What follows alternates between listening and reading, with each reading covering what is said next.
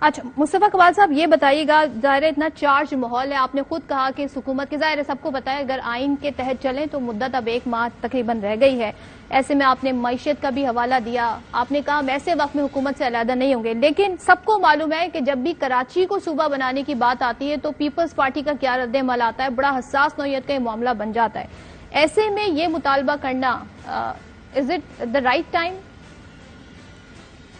دیکھیے ہم نہیں کر رہے، یہ خود کروا رہے ہیں ہم سے یہ مطالبہ، ہمیں پینے کا پانی نہیں دے رہے، ہمیں نوکری نہیں دے رہے، ہمیں اسپتال نہیں دے رہے، ہمیں رات میں بجلی نہیں دے رہے، 16 گھنٹے کی لوڈ شیڈنگ ہے، یہ شہر اس صوبے کا دارالخلافہ ہے، وزیر اعلیٰ کو فکر ہی نہیں ہے، ہمیں یہاں پر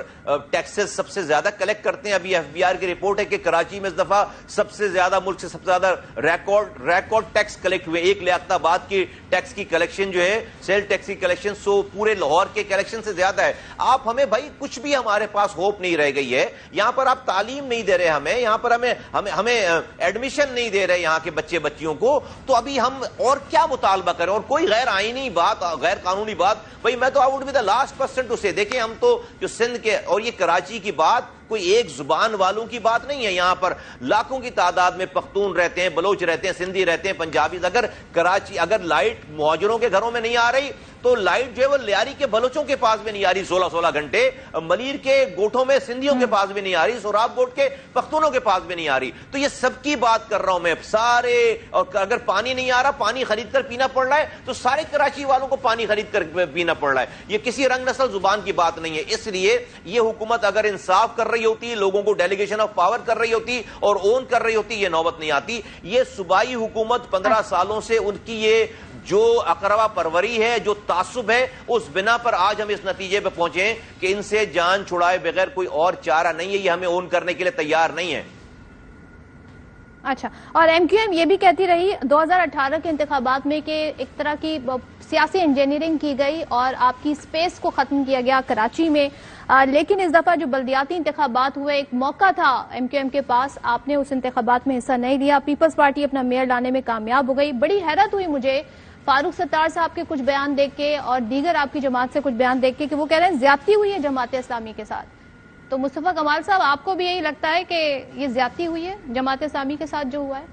نہیں جی میں اس والی بات کو نہیں کرتا، مجھے نہیں پتا کس نے بیان دیا اور میں نے سنا نہیں ہے یہ بیان، تو میں اس پہ کوئی کامنٹ نہیں کرنا چاہوں گا، میں یہ ضرور بتا دوں آپ کو کہ MQM نے انتخابات میں حصہ کیوں نہیں لیا، MQM کے 4 مہینوں سے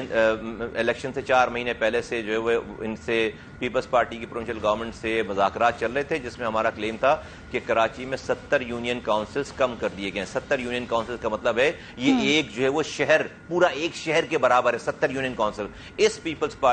پارٹی کی صوبائی حکومت جو کہ کسی کی بات نہیں مانتی ہے، اس کو یہ بات ماننا پڑی ثبوت و شواہد کے ساتھ کہ 53 ہم آپ کی 70 نہیں 53 یونین کاؤنسلز کو اگنالج کرتے ہیں کہ ہاں 53 یونین کاؤنسلز کم کر دی گئی ہیں، 53 یونین کاؤنسلز کے اوپر بھی پورا ایک شہر بنتا ہے، اس بات کو ماننے کے بعد پروونشل گورنمنٹ نے سیکشن 10(1) کے وڈرال کا لیٹر جاری کیا۔ کیا ہے سیکشن 10(1) عام لوگوں کے لیے؟ سیکشن 10(1) وہ کلوز ہے پروونشل لوکل گورنمنٹ آرڈیننس کا کہ جس کے تحت یونین کاؤنسلز وجود میں آتی ہیں،